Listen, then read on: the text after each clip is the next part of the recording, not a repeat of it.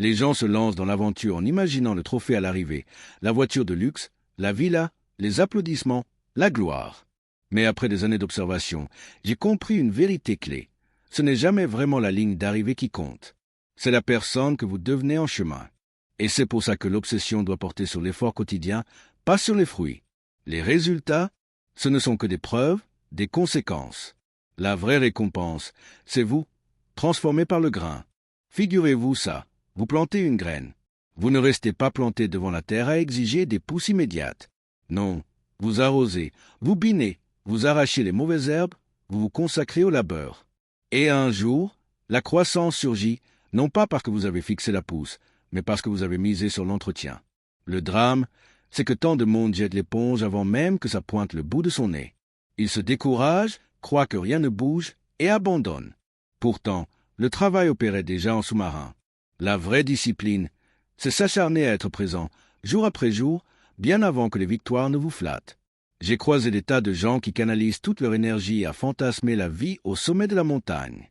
Mais ils zappent l'entraînement à l'escalade. Ce n'est pas le rêve qui vous hisse là-haut, c'est la grimpe, les ampoules, la sueur, les pas quotidiens. On ne saute pas les étapes pour cueillir la vue. La clé? Ne souhaitez pas que ce soit plus simple, souhaitez être plus fort. C'est l'esprit d'une obsession saine pour le processus. Si vous traquez seulement les résultats, la frustration vous guette car le monde ne les distribue pas sur commande. Mais si vous tombez amoureux du labeur, si vous embrassez la routine, les résultats viendront vous courser. C'est tout l'enjeu. Forgez un mode de vie où vous vous jugez sur la régularité de vos efforts, pas sur les médailles ou les bravos éphémères. Mesurez l'avancée par le boulot abattu aujourd'hui, pas par les louanges incertaines de demain. Les trophées prennent la poussière, la reconnaissance estompe. Mais la discipline que vous sculptez, elle dure une éternité. Une fois ce virage pris, une fois que vous voyez le travail comme la prime en soi, tout bascule. La pression fond, le plaisir grimpe, et les fruits débarquent presque en catimini, pendant que vous êtes trop occupé à bosser pour les remarquer. La plupart visent uniquement le but final, le salaire juteux, le poste ronflant, les claps. Ils se voient déjà complets dans le miroir. Mais voilà le hic, on n'obtient pas les victoires d'abord. On récolte d'abord le labeur, l'effort, la constance. Si vous êtes fixé sur les résultats, vous lâcherez dès qu'ils traînent. Prenez quelqu'un qui se met au sport, 2 semaines, et le miroir reste muet, alors il arrête. Ou celui qui épargne un peu chaque semaine, mais qui craque quelques mois plus tard en voyant la liberté financière encore loin.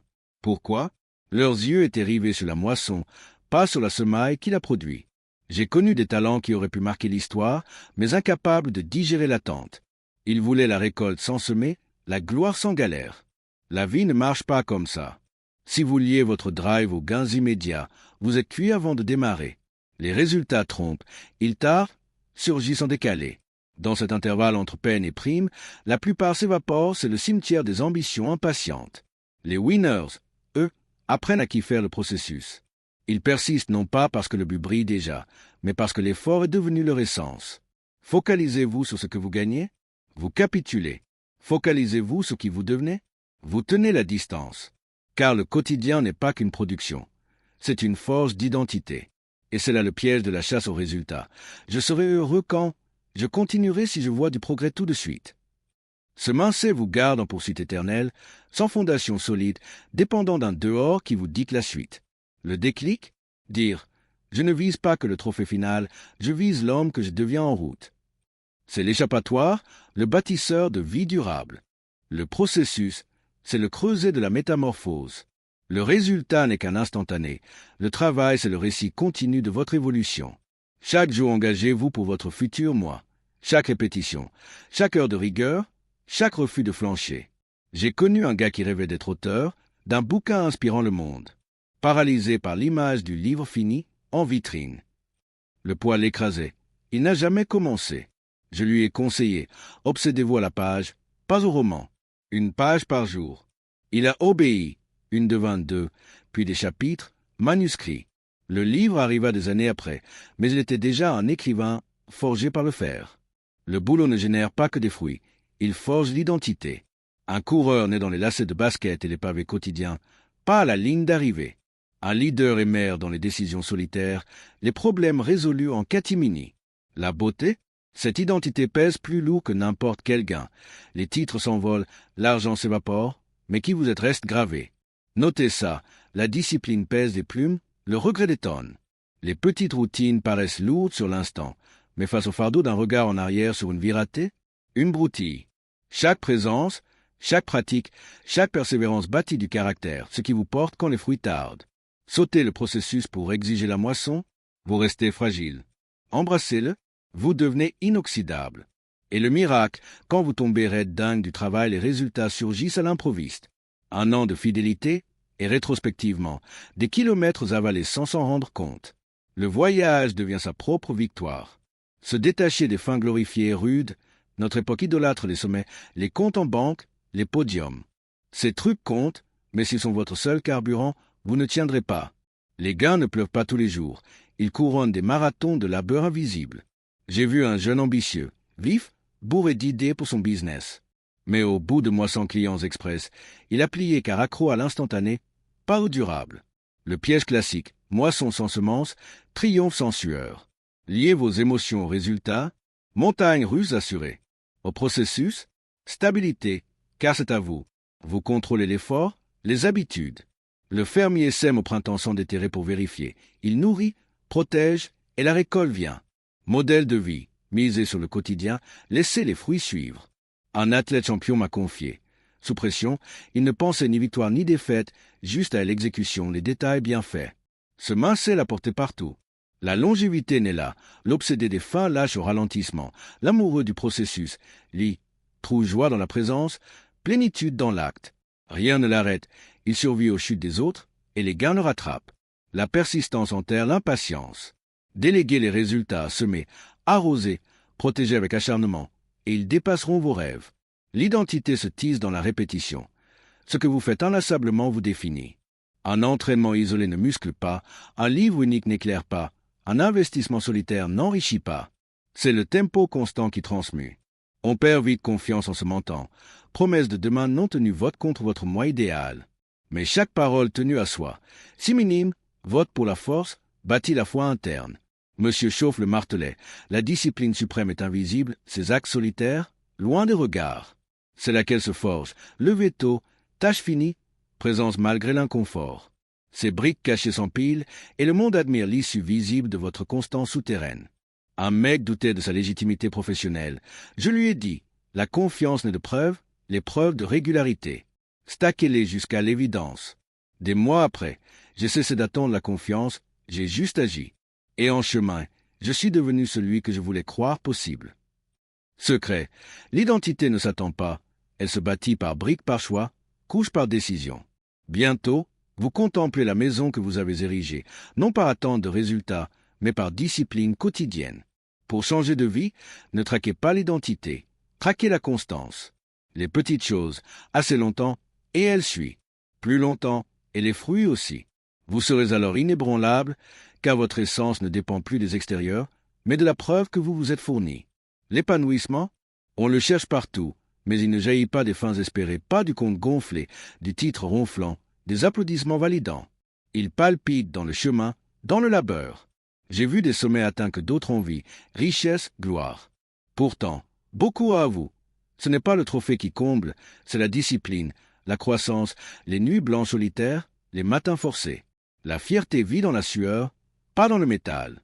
Ne souhaitez pas moins de travail, mais plus de maîtrise. Une fois la résistance vaincue, le processus devient la joie. Vous ne fuyez plus le boulot, vous le dominez. Cette plénitude perdure au-delà des primes fugaces. Un jeune pressé des résultats coupait les coins, frustré par l'attente, cyclé dans la déception.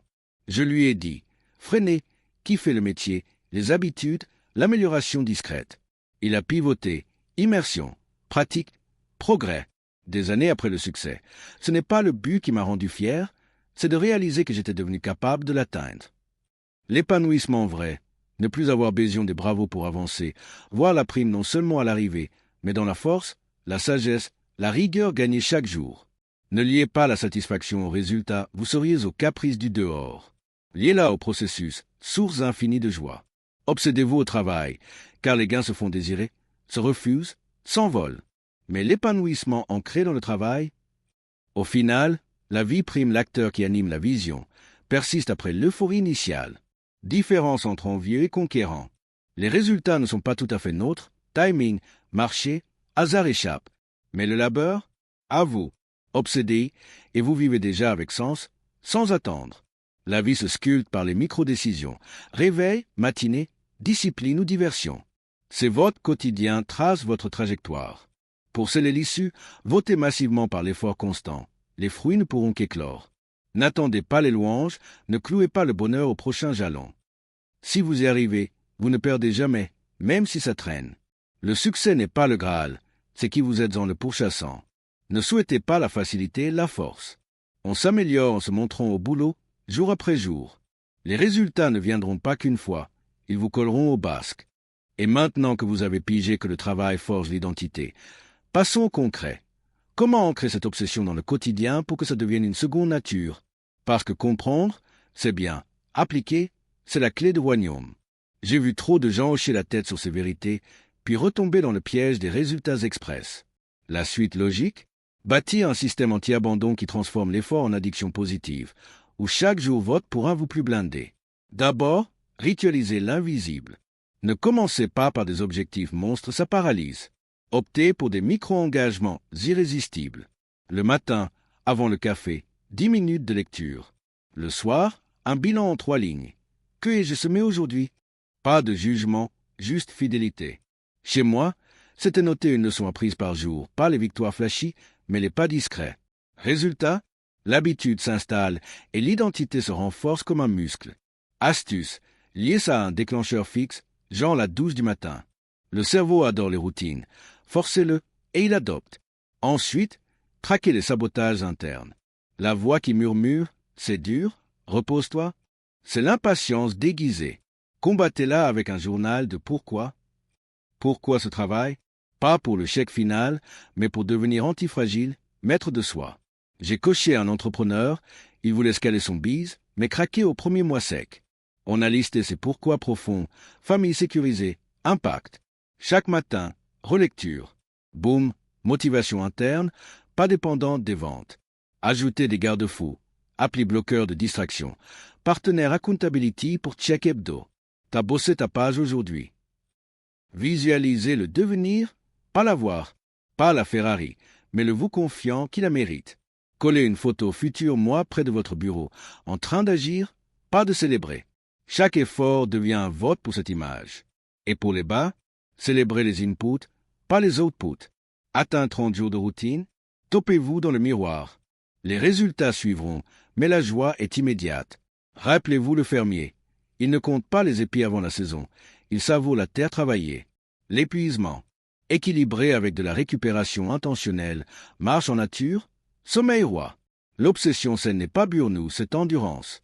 J'ai appris ça à la dure, trop de travail sans pause, et l'identité craque. Intégrer des jours de charge, focus max, alterner avec recharge.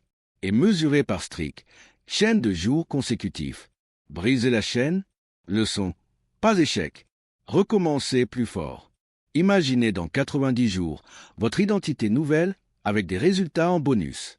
Ce n'est pas de la magie, c'est mécanique.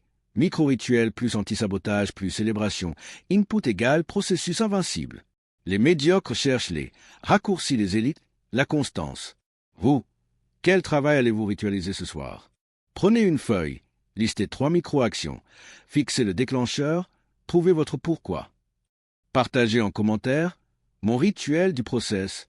Comme Jim Rohn le clamerait, le succès n'est pas un événement, c'est une habitude. Ancrez le vôtre et le monde pliera. Le chrono tourne, votre identité attend son architecte.